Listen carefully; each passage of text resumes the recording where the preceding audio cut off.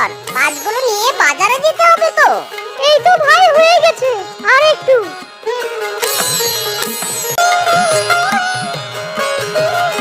দাদা আজ ভালোই লাভ হলো, বলো।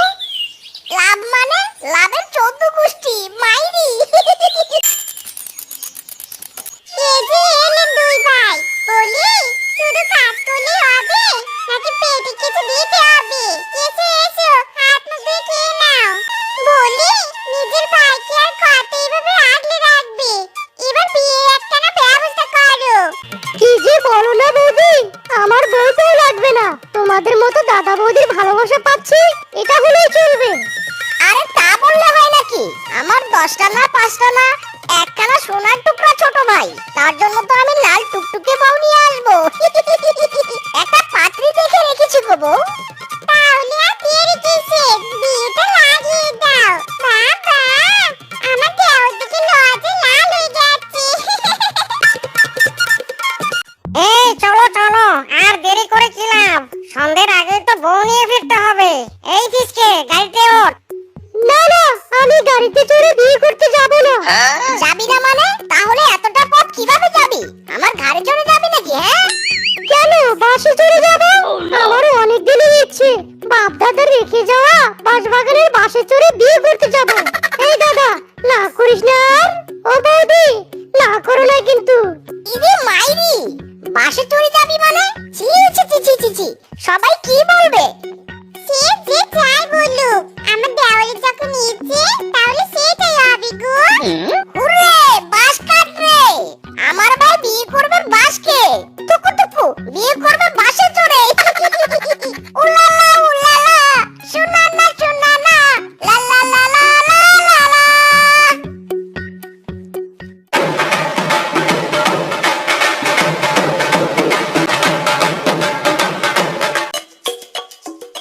শোনো বউ, এরা কিন্তু আমার দাদা বৌদি, একদম বাবা মা তুল্য।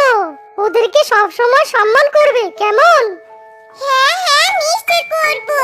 দাদা বৌদি, আমি সব সময় তোমাদের কথা মতো চলবো। বাবা, বাড়ি মিষ্টি মেয়ে তুমি। যাও, ঘরে গিয়ে বিশ্রাম নাও। ভাই চল এবার, বাস কেটে বাজারে যাই। দাদা, বাঘ মামা 4টে বাস চেয়েছে, ঘরের নাকি খুঁটি দিবে। আচ্ছা ঠিক আছে, বাজার যাওয়ার পথে বাঘ মামার বাড়িতে পৌঁছে দিয়ে যাব। রূপা, যাবো, তুই কি সবজিগুলো কেটে নে, আমি কাপড় কেচে রান্না চাপিয়ে দিব। ঠিক আছে বৌদি, যাচ্ছি। আমরা দুই ভাই বাস বেচে খাই, বাসের চাল দিয়া টুকটুকি বাজাই, চিটিং চিটিং চিং চিটাটিং চিটিং চিটিং টিং। ওগো দেখো না গো, এই অনলাইনে শাড়িটা আমার ভীষণ পছন্দ হয়েছে, আমাকে তুমি এটা কিনে দিবে গো? কই দেখি দেখি, বাহ বাহ, সুন্দর তো। আচ্ছা বউ, কাল সকালে দাদার কাছ থেকে টাকা নিয়ে তোমার শাড়ি কিনে দেব, কেমন? এই শালার বেটা, সব সময় দাদা দাদা করিস কেন রে? তোর কাছে টাকা থাকে না কেন? হ্যাঁ, দেখো বউ, দাদার সম্পর্কে একদম বাজে কথা বলবে না। না না না না, সেসব আর হবে নি। ওগো, তুমি তো মাথা মোটা বোকা শোকা, সেজন্য তো তোমার দাদার বৌদি তোমার সাথে চিটিং করছে। দেখো, বাঁশবাগান তো তোমাদের দু ভাইয়ের, বলো, অথচ বাঁশ বিক্রির টাকা সব দাদার পকেটে যায়। এই যে তুমি যে এত খাটো, তোমার কি পাওনা থাকে না বলো? তাই তো বউ, আমি তো এসব কথা আগে ভেবে দেখিনি। আগে ভাবি কি করে? আগে তো তোমার বউ ছিল নি, বউ হলো উন্নতি আর বুদ্ধির ভান্ডার, বুঝেছো? কিন্তু বউ, এখন তাহলে আমি কি করব? কি করবে মানে? ভাগ নেবে, ওই বাঁশবাগানে ভাগ নেবে তুমি। না দাদা, আমি আর তোর সাথে বাস কাটবো না। কাটবি না মানে? এতদিন তো দুই ভাই মিলে বাঁশ কেটে আসলাম কাঁধে কাঁধ মিলিয়ে। এখন আর কাঁধ থাকবে নি, এখন যে বউ এসে গেছে, এবার বউয়ের কাঁধ মিলিয়ে বাঁশ কাটবে, তাই না গো? হ্যাঁ দাদা, আমি সিদ্ধান্ত নিয়েছি, আমি বাঁশবাগানের ভাগ নিয়ে আলাদা হয়ে যাব। এখন আমার বউ আছে, আমার ভবিষ্যৎ নিয়ে ভাবতে হবে নাকি? কি বললি তুই?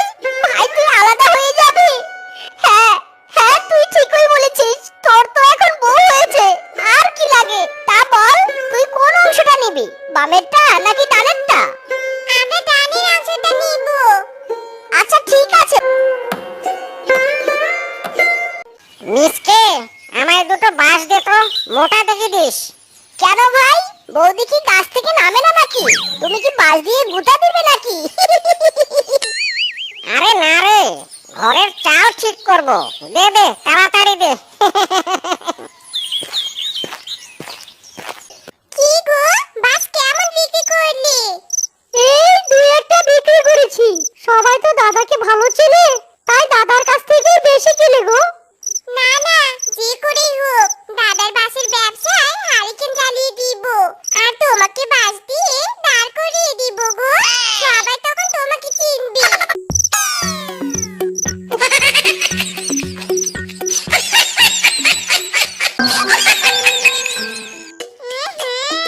পচা পচা গন্ধ আসছে কোথা থেকে? কোন শিয়াল আবার মরে পচে গেল? চিন ওয়াটু! ইরে মাইরি, আমার বাঁশ বাগানে কে হেগে দিয়েছে? কার পেটে এত গ্যাস হয়েছে? হ্যাঁ, কি আবার? মনে হয় তোমার ওই ভাই আর তার বউ। ওরা ছাড়া এ কাজ আর কে করতে আসবে? হ্যাঁ, এই, একদম চোপা করবি নি। আমাদের পাছা এত ঢিলে না, যদি এখানে সেখানে হাঁটতে যাবো। একদম মিটে অপবাদ দিবে না বললাম। তুই চুপ কর, তোকে আমার চেনা আছে। কাল লাগিনি বাড়িতে আসতে না আসতে আমার দেওরটাকে হাতের মুঠো নিয়ে নিয়েছিস। হ্যাঁ, কাল লাগিনি কাকে বলছিস? হ্যাঁ, তুই কাল লাগিনি, তোর চোদ্দ গোষ্ঠী কাল লাগিনি, বুঝেছিস? আরে বউ, থামো থামো।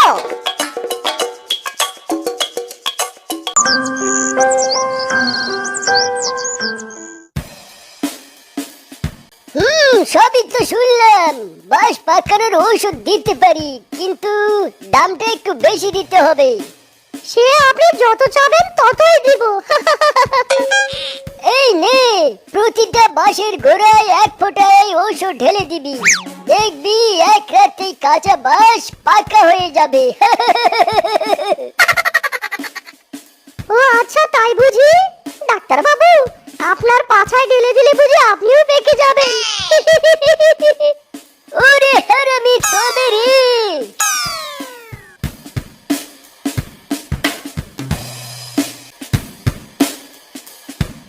बहू बहू, काज हो गया। मेरा बांस पाक गया।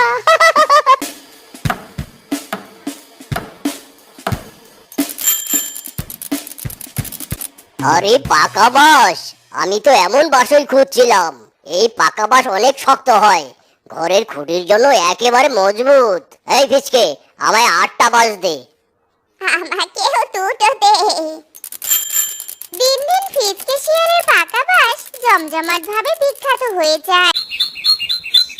গিন্নি, আজও কাঁচা বাঁশ বিক্রি হলো না, সবাই ফিচকের থেকেই বাঁশ কিনছে। ওগো, বলছি বাঁশ যখন বিক্রি হচ্ছে নি, তাহলে বাঁশগুলো কেটে চলো, একটা বাঁশের হোটেল বানাই। আমি রাখবো আর তুমি সবাইকে খাবার সার্ভ করবে। বাবা, क्या बात है বউ, তোমার বুদ্ধি একেবারে জাক্কাস মাইরি। ওগো, বাঁশের মুড়োগুলো তুলে ফেলো, খড়ি বানানো যাবে, রান্নার জ্বালানি বানানো যাবে। ইরি মাইরি, সোনার মোহর, সাত হাড়ি সোনার মোহর। বউ, ও বউ, দেখো দেখো, 7 রাজার ধন পেলাম গো। কই কই দেখি। ও বাবা গো, ওগো, এই কাঁচা বাঁশ তো আমাদের কপাল খুলে দিল গো। 7 হাঁড়ি। কি গো, তোমার ভাই তো গুপ্তধন পেয়ে গেল।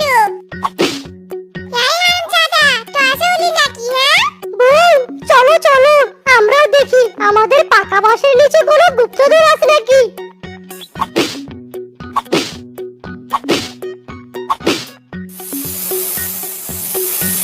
ওরে বাবা রে, বউ, পালাও পালাও, সাপ সাপ! ছোট ভাই, যেমন ভাগ করেছিস বাঁশ, তেমনই